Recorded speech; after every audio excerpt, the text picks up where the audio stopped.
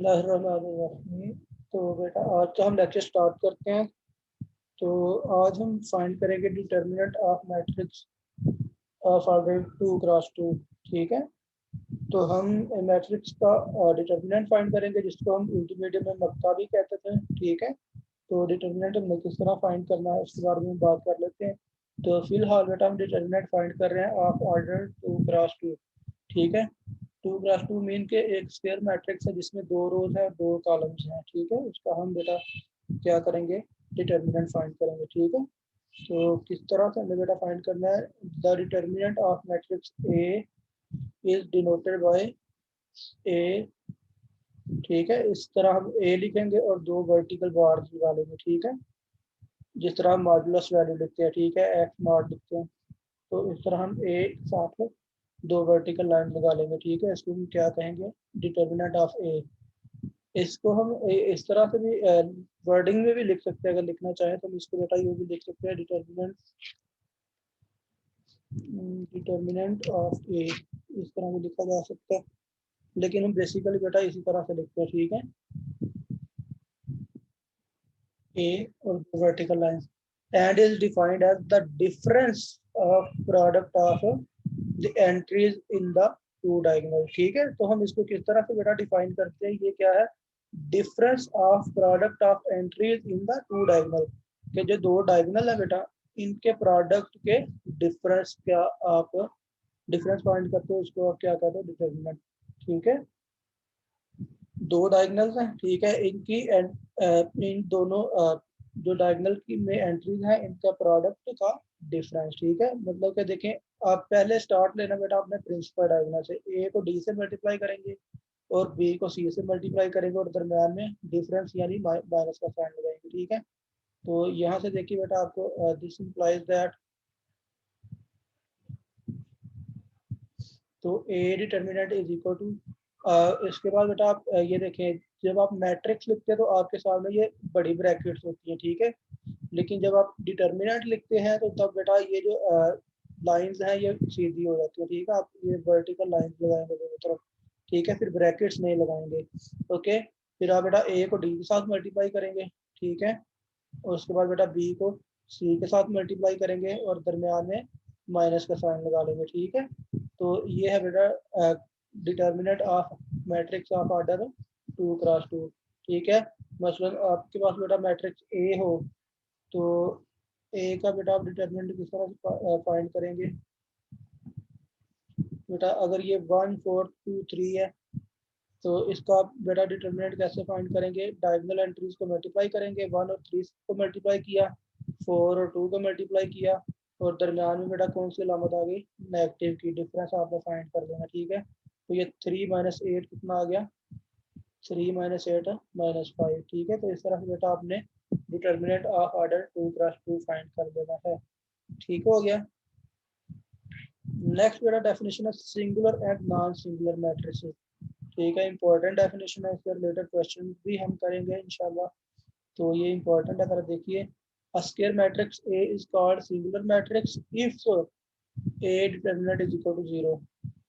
ठीक है। आप किसी बेटा मैट्रिक्स का फाइंड करेंगे डिटर्मिनेंट, अगर वो आ जाता है 0 तो आप कहेंगे बेटा दिस मैट्रिक्स इज सिंगुलर। ठीक है। सिंगुलर मैट्रिक्स कहेंगे, या इसको हम नॉन इनवर्टिबल भी कहते हैं, यानी कि इसका चले वो इन्वर्स बाद में करेंगे। फिलहाल के लिए बेटा आप याद रखें कि सिंगुलर मैट्रिक्स कहलाएगा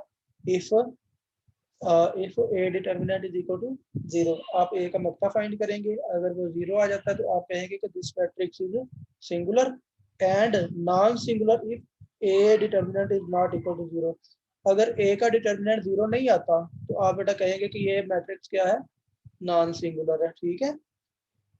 जैसे कि आपके सामने बड़ा एग्जांपल है, फर्ज करें ए मैट्रिक्स है 1 4 2 8 इज सिंगुलर। तो ये सिंगुलर है कैसे, क्योंकि अगर आप बेटा देखें इसका मक्ता फाइंड करेंगे, डिटर्मिनेंट फाइंड करेंगे तो वो क्या आ रहा है, 0 आ रहा है। ठीक है। तो जिस मैट्रिक्स का डिटर्मिनेंट बेटा 0 आए उसको हम क्या कहते हैं, सिंगुलर मैट्रिक्स। ठीक है। सिमिलरली ये एक और एग्जांपल आपके सामने नॉन सिंगुलर मैट्रिक्स है, क्योंकि इसका जब हम डिटर्मिनेंट फाइंड करते हैं तो वो -5 आ जाता है। तो -5 आपको पता है कि 0 के इक्वल नहीं होता। ठीक है। तो जब डिटर्मिनेंट नॉन जीरो होगा देन बेटा आप क्या कहेंगे, कि मैट्रिक्स क्या है, non singular. Okay,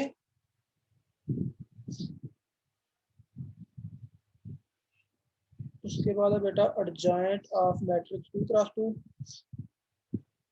adjoint of matrix 2x2 matrix का एडजॉइंट हम फाइंड करेंगे।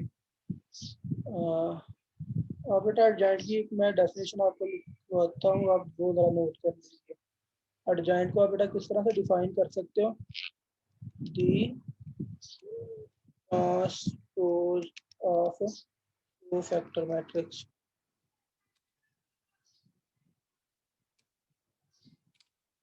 इज कॉल्ड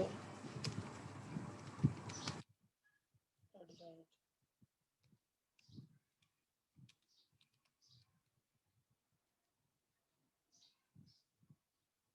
ठीक हो गया। The transpose of cofactor matrix. Cofactor क्या होता है बेटा, उसके बारे में जब वो भी उसकी बारी आएगी तो हम उस पर स्टडी कर लेंगे, उस पर डिस्कशन कर लेंगे। लेकिन फिलहाल के लिए बेटा आप ये डेफिनेशन नोट कर लीजिए, ठीक है, इंपॉर्टेंट डेफिनेशन है। The transpose of cofactor matrix is called adjoint of matrix. ठीक है, चले, क्योंकि अब यहाँ पे हमने लिखा हुआ है कि हम किसका एडजॉइंट फाइंड करें, 2x2 मैट्रिक्स का। ठीक है, तो उस पर भी हम बात कर लेते हैं कि 2x2 मैट्रिक्स का एडजॉइंट हम किस तरह से फाइंड करते हैं, उसकी भी बात कर लेते हैं। ठीक है, तो एडजॉइंट ऑफ मैट्रिक्स ए, अगर आपके पास बेटा मैट्रिक्स ए हो, A B C D is denoted by A D J A, तो बेटा एडजॉइंट को हम किस तरह से डिनोट करते हैं, हम सिर्फ ए के पहले क्या लिख देते हैं, ए डी जे, तो ये क्या कहलाता है, adjoint of matrix A. And is defined as, तो इसको बेटा हम किस तरह से लिखेंगे, adjoint of A is equal to, तो बेटा ये आ जाएगा क्या हम करते हैं बेटा, प्रिंसिपल डायगोनल जो होता है इनकी हम एंट्रीज,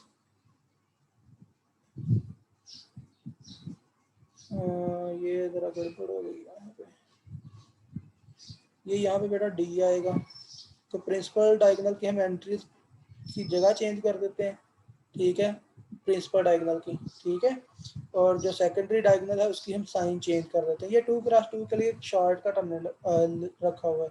ठीक है, अदरवाइज प्रॉपर डेफिनेशन वो ये है, the transpose of cofactor matrix is called adjoint of matrix. ठीक है, तो ये बात बेटा आपने याद रखना है। ठीक है, तो 2x2 के लिए क्या बेटा करेंगे, फिर से रिपीट करूँ कि आप प्रिंसिपल डायगोनल की एंट्रीज की जगह चेंज कर देंगे। ये देखें पहले ए था तो यहाँ पे ए और डी की जगह चेंज हो जाएगी। ठीक है, ये डी पहले नंबर पे ये डी आ जाएगा। ठीक है, ये नोट कर लीजिए, ये यहाँ पे बेटा डी है।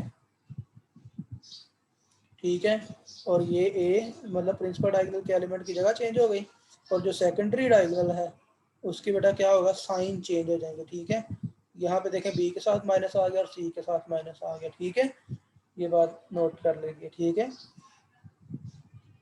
तो ये है बेटा आपके पास एडजॉइंट की डेफिनेशन। उसके बाद है बेटा इनवर्स ऑफ 2x2 मैट्रिक्स। अब हमारे पास बेटा मैट्रिक्स है 2x2 की ही फिलहाल हम बात कर रहे हैं। ठीक है, तो इसका हमने इन्वर्स अब किस तरह से फाइंड करना है, तो बेटा इन्वर्स बेसिकली होता क्या है, अब हम यहाँ पे बात करेंगे मल्टीप्लिकेटिव इन्वर्स की। तो बेटा किसी, अब अगर मैं आपसे नंबर की बात करूँ ना, किसी नंबर की, मैट्रिक्स की अभी हम बाद में बात कर लेते हैं, तो बेटा अगर हम किसी नंबर को किसी दूसरे नंबर से मल्टीप्लाई कर दें तो वो बदले में हमें आइडेंटिटी यानी कि 1 मिल जाए।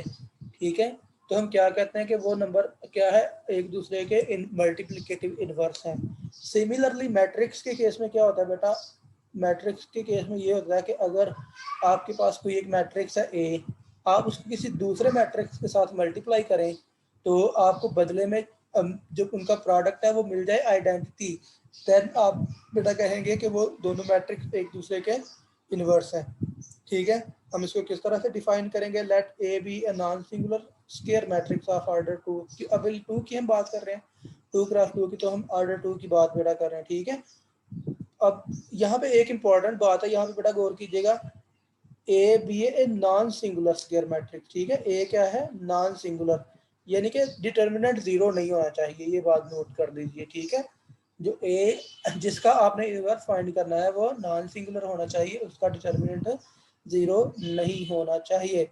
If there exist matrix B, तो कहता है कि एक कोई और मैट्रिक्स है अब बी, तो कहता है कि अगर आप उन दोनों को मल्टीप्लाई करें, ए बी कर लें या बी ए कर लें, तो जवाब आपके पास आए आइडेंटिटी। I2 का मतलब है बेटा आइडेंटिटी ऑफ ऑर्डर 2। ठीक है, I2 का क्या मतलब है बेटा, आइडेंटिटी मैट्रिक्स है। इसको मैं लिख देता हूँ आपको। ये बेटा आइडेंटिटी मैट्रिक्स किस तरह से आप लिखते हो, ये यहाँ पे होता है 1 0। हमने आइडेंटिटी की डेफिनेशन बेटा पढ़ी है पीछे लास्ट लेक्चर्स में। ठीक है, तो 1 0 0 1, तो ये आपके पास आइडेंटिटी मैट्रिक्स है ऑफ ऑर्डर 2। इसको हम I2 से डिनोट करते हैं।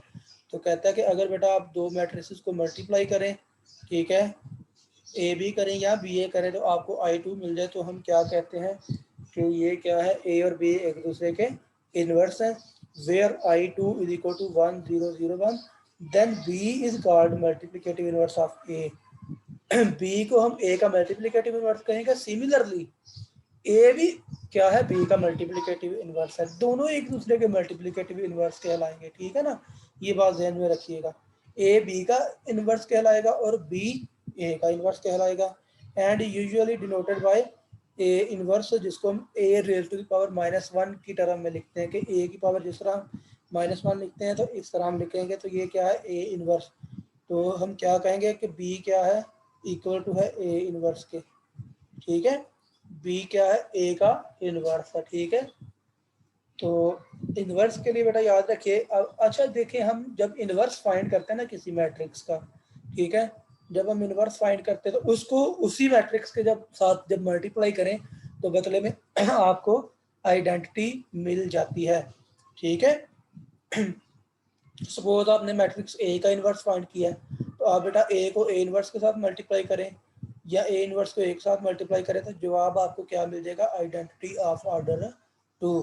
ठीक है, for a non singular matrix A inverse is equal to 1/a determinant into adjoint of A. ठीक है, ये वही फार्मूला जो आप बेटा लोअर क्लासेस में पढ़ भी चुके हैं। ठीक है, या दूसरे तरीके से भी इसको लिखा जाता है एडजॉइंट a/a डिटर्मिनेंट, तो एक ही बात है। ठीक है, आपको ऐसा भी दिखने को मिलेगा एडजॉइंट ऑफ a/a डिटर्मिनेंट। तो 1/a determinant adjoint of a लिख लें या a का एडजॉइंट ओवर a डिटर्मिनेंट लिख लें, एक ही बात है बेटा। ठीक है, तो ये आपके पास बेटा होगा क्या, inverse of matrix order 2x2। Okay, उसके बाद है बेटा माइनर और कोफैक्टर। इंशाल्लाह ये बेटा हम माइनर और कोफैक्टर के बारे में नेक्स्ट लेक्चर में डिस्कशन कर लेंगे। ठीक है, तो अभी आज के लिए इतना ही काफ़ी है। अगर बेटा किसी के जहन में कोई क्वेश्चन है तो वो पूछ सकता है। जी बेटा।